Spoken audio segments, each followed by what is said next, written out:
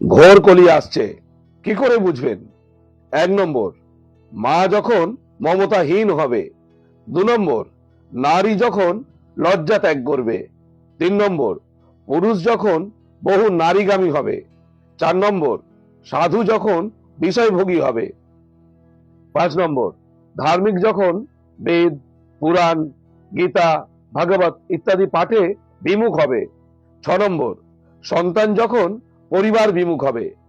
7 নম্বর, স্ত্রী যখন নিজেকে কর্তা ভাববে। 8 নম্বর, গুরু যখন দুরাচারী হবে। 9 নম্বর, শিষ্য যখন গুরুভোগী হবে। 10 নম্বর, পিতা যখন অধার্মিক হবে। 11 নম্বর, ভ্রাতা যখন নির্দয় হবে। আর 12 নম্বর, মানুষ যখন বিবেকহীন হবে, মানুষ যখন মনুষ্যত্ব হারাবে। বুঝতে হবে ঘোর কলি আসন্ন। জয় মহাকাল।